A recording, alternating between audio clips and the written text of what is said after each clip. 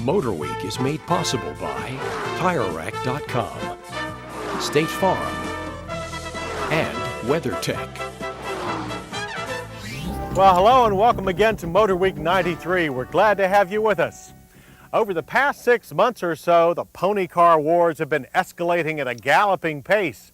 First to make a move was General Motors with their all-new F-bodies, the Chevrolet Camaro and Pontiac Firebird. These impressive designs have raised the ante and expectation of pony car fans. So Ford was in a dilemma. The new Mustang isn't due out until late this year. In order to give Mustang fans something to cheer about until then, Ford turned to its special vehicle team for help. The '93 Mustang Cobra is the result. The 1993 Mustang Cobra sure doesn't look that much different from its siblings, the plain Jane 5-liter LX and the more aggressive GT. But sharp-eyed enthusiasts might notice the Cobra's unique front-end treatment, complete with a traditional prancing pony in the middle of the grille. Or they might spot the propeller-inspired 17-inch rims that wear massive Z-rated Goodyear Eagle GSCs. Other detail changes unfold at the rear, where SVO-style taillights complement a revised rear valance panel and spoiler. New side rocker panels are stylish and not as tacked-on looking as those on the GT. This last Mustang of its generation is clearly the best looking.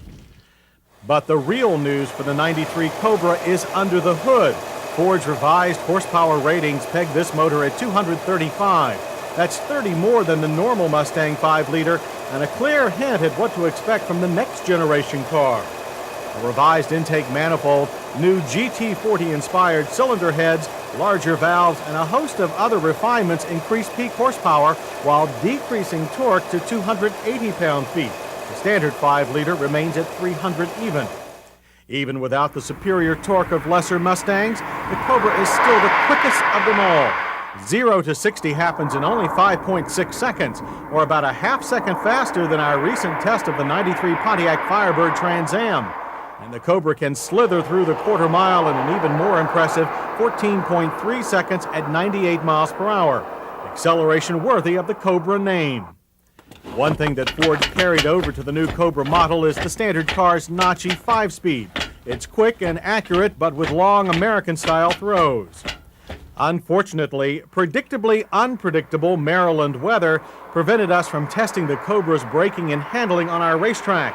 But that didn't stop us from gathering some impressions on the street.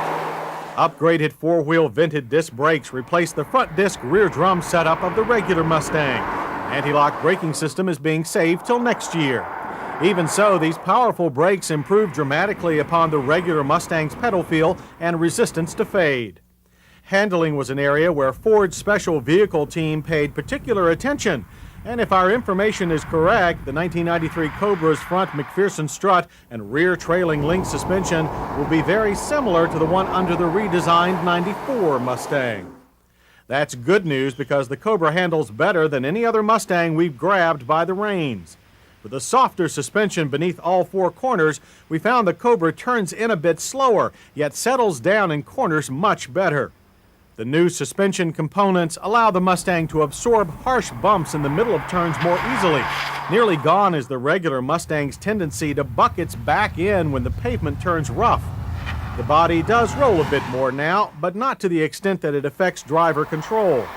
Another definite benefit of this new suspension is a Mustang ride that is no longer tiring on long trips.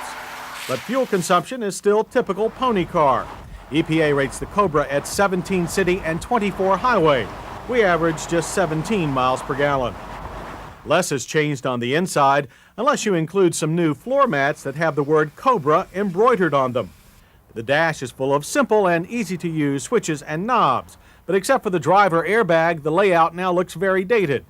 The standard cloth and vinyl bucket seats are the same as those in the regular GT. They're comfortable and quite adjustable, but lack lateral support, especially given the Cobra's considerable cornering power. The Cobra sports the same very legible instrumentation of other Mustangs, complete with oil pressure and voltmeter gauges. Rotary climate controls are still modern enough, as is the newly revised sound system. But other details like the center console-mounted power mirror switch seem misplaced. In the rear, the Cobra lives up to its 2+2 seating designation.